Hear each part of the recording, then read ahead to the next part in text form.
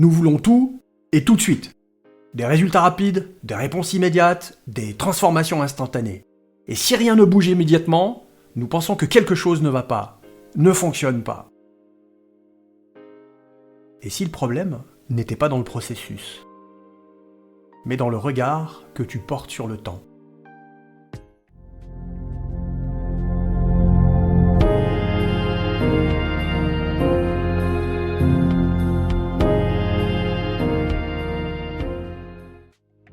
C'est là que nous touchons à l'impatience. L'impatience n'est pas seulement un ressenti, c'est aussi une manière de voir. Elle amène à une vision courte, fragmentée, toujours sous tension. Elle veut récolter avant même d'avoir compris ce qui est en train de pousser. Elle veut la fin de l'histoire avant même de vivre l'histoire. L'impatience s'installe doucement. Elle te fait douter du chemin, douter de toi, douter du sens même de ce que tu fais. Alors, elle t'invite souvent à abandonner trop tôt, à succomber à l'incertitude, à changer de direction sans cesse. Voici ce que Shamsh de Tabriz nous dit à ce sujet. La patience, ce n'est pas endurer passivement. C'est voir assez loin pour avoir confiance en l'aboutissement d'un processus. L'impatience signifie courte vue, qui ne permet pas d'envisager l'issue. Ceux qui aiment Dieu n'épuisent jamais leur patience, car ils savent qu'il faut du temps pour que le croissant de lune devienne une pleine lune. Shamsh nous invite donc à corriger une illusion. Il nous dit que la patience, ce n'est pas de l'inertie. Ce n'est pas de subir. Ce n'est pas endurer. C'est un processus de maturation de la vision. C'est l'état intérieur qui nous permet de voir assez loin, c'est-à-dire ce qui te permet de comprendre qu'avant le résultat, tu as un processus à vivre, processus que tu dois comprendre. La qualité du résultat est donc intimement liée à la maîtrise du processus. Et cette maîtrise est un apprentissage, une initiation à la transformation.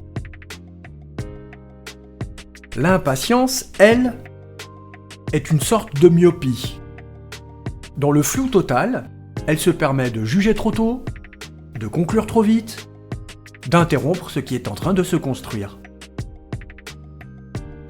C'est là que l'image du croissant de lune prend tout son sens. Tu ne peux pas forcer la pleine lune.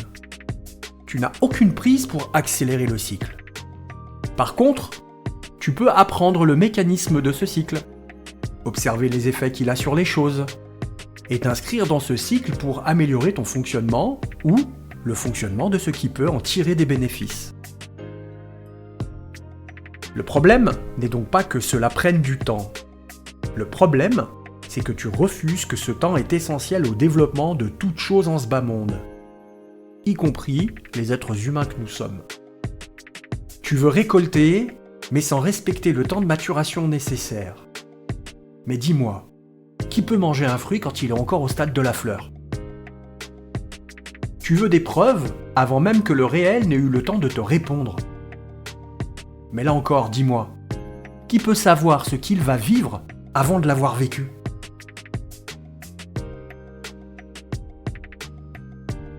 Alors tu abandonnes. Non pas parce que ça ne fonctionne pas, mais parce que tu n'as pas tenu assez longtemps pour voir les premiers signes de la réponse qui viennent sur un chemin que tu as arrêté de parcourir. La patience dont parle Shamsh n'a rien de passive. Elle est lucide. Elle voit plus loin que l'instant présent. Et en même temps, elle permet de voir dans l'instant présent les signes de maturation des résultats qui viennent. Et les résultats qui viennent ne sont pas nécessairement ce que tu attends ou ce que tu veux.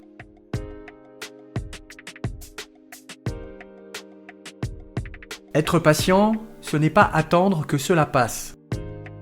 C'est comprendre que tout processus a son rythme.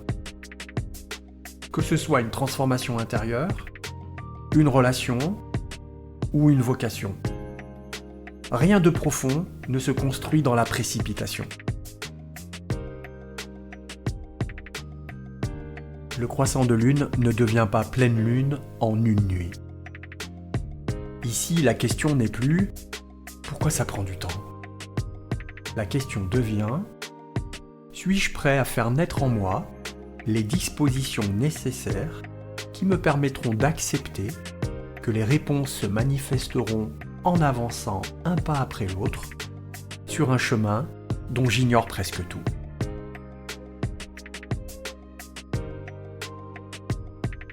La patience est une force rare, parce qu'elle exige de faire confiance à ce que tu ne vois pas encore.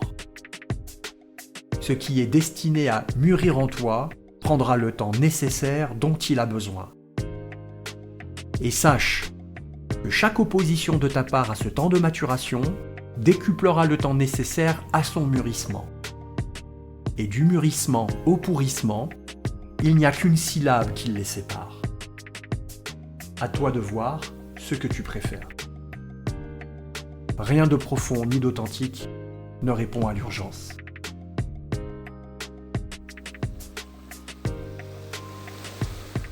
Dans le prochain épisode, nous irons explorer la 10e règle de Shams de Tabriz. Et toujours avec le même état d'esprit, celui de partager au plus grand nombre des enseignements qui agissent comme des miroirs intérieurs pour les femmes et les hommes contemporains que nous sommes.